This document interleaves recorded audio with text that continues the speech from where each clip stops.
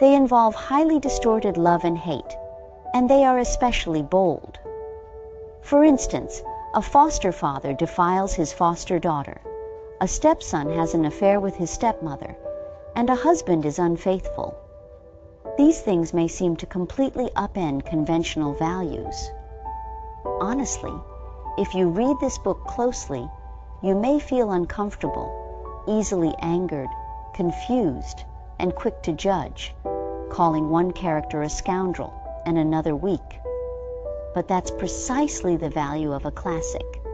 It provokes a very different reading experience, revealing that such things exist in the world, that some people think and live in this way. If you have read the entire book, you'll easily notice that the Tale of Genji features many women who are beautiful, intelligent, and captivating, yet not a single one is truly happy. No one. This can be quite disheartening. So what is this book ultimately trying to convey? We'll explore that in detail shortly. At the same time, the novel's descriptions of scenery, the characters' clothing, the arrangement of furniture, palace customs, as well as poetry, music theory, and more, are all beautifully written, making it hard to tear yourself away. It paints a picture of an ideal lifestyle. However, against this backdrop of beauty, the fate of these women appears even more tragic. Why is that? To answer this, I need to provide some background information. Just like when we discuss A Dream of Red Mansions or 100 Years of Solitude, without understanding the context, it's easy to feel lost and confused, making the novel difficult to comprehend. Let's start with something that may surprise you. We often think of women in Japan as having a low status. But did you know that the world's first full-length realistic novel, considered a national treasure in Japan, was actually written by a Japanese woman? Why is that? Well, it has everything to do with the unique nature of Heian period. During this period, noble women were incredibly cultured, and there were so many female writers. Besides Murasaki Shikibu's The Tale of Genji, there was also the Kagero Diary by Michitsuna's mother, and The Pillow Book by Sei Shonagon. Speaking of which, I'd love to talk about The Pillow Book someday because it's such a beautiful work. It's very subtle, not full of dramatic stories, but it teaches you about beauty, how to appreciate it, and how to understand it. It can really change you, making you softer and different in a good way. So, I haven't decided yet, but if you're interested, let me know in the comments, and maybe we'll dive into The Pillow Book. You may wonder, how did these women produce so many works that became legendary, while the men of that same period remained mostly obscure in the literary world? It's a clear case of the cultural dominance of women over men at that time. But why did this happen? It all ties back to a certain system in Heian period. During Heian period, aristocratic marriages followed a practice called walking marriage. Have you ever heard of it? It's similar to a tradition among the Mosuo people at Lugu Lake in China. In a walking marriage, after getting married, the woman stays at her parents' home, receiving strong support from her family. The husband, on the other hand, lives elsewhere, a bit like a live-in son-in-law. He may visit occasionally to help with chores or take care of the children, but most of the time, he's not allowed to interfere with the woman's family affairs. This unique marriage system enabled women to have a very elevated status during Heian period, making them appear quite important. But you may wonder, why did such a strange marriage system exist at that time? It's closely linked to a political system in Japan called the Seisho and Kampaku system. Specifically speaking, around 645 AD, Taika reform was implemented in Japan. Emperor Tenji, along with nobles, used military force to eliminate another powerful clan, and then modeled the new government after the systems of the Sui and Tang dynasties in China, establishing Heian period. This new regime was highly centralized, relying heavily on the alliance between the emperor and the nobles. These nobles, having helped the emperor ascend to power, were granted various economic privileges. It's like in the story of Princess Taiping. She also received significant economic and political privileges for her contributions. During this period, the privileges of Heian nobles could be summarized by the phrase, no tax paying and no interference. They didn't pay taxes to the emperor, nor did they allow local officials into their estates.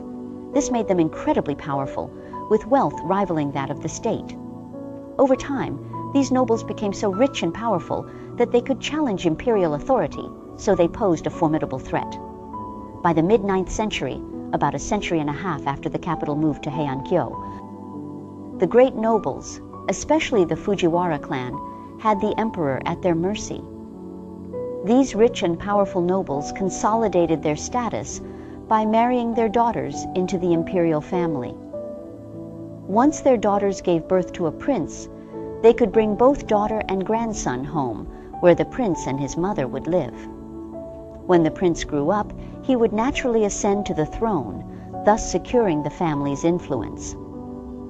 These princes grew up surrounded by their maternal relatives, who held positions like Sessho, regent, and Kampaku, chancellor.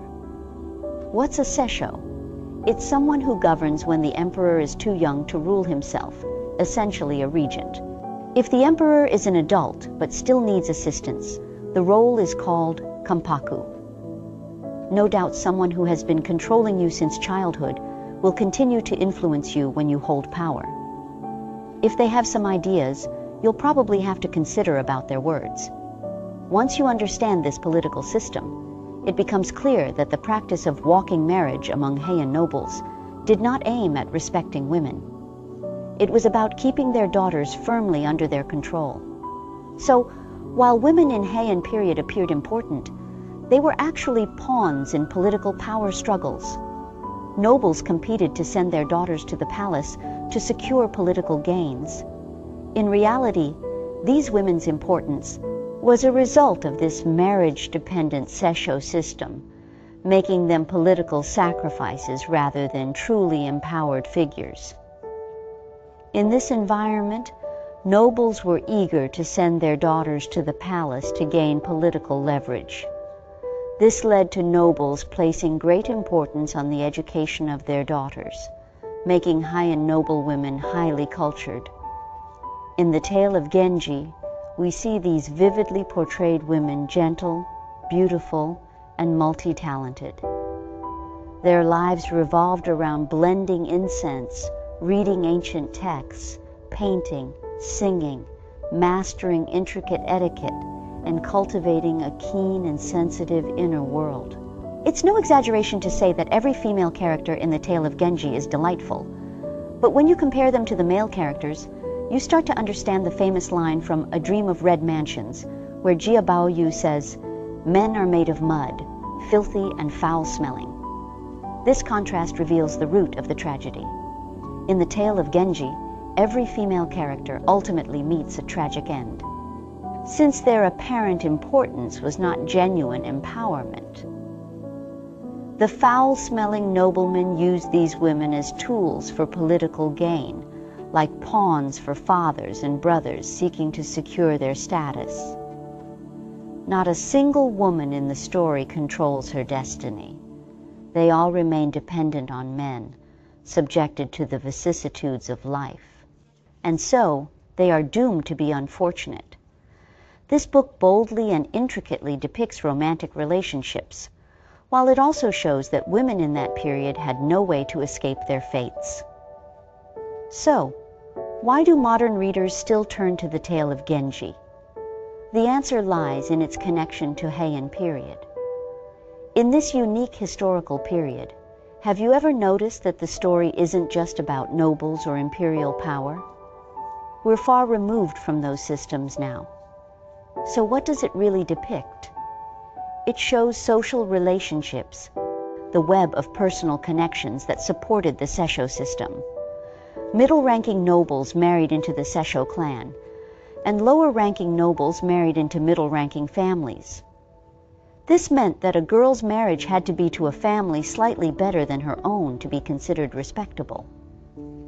Through these marriages, Heian period maintained nearly 2 centuries of peace.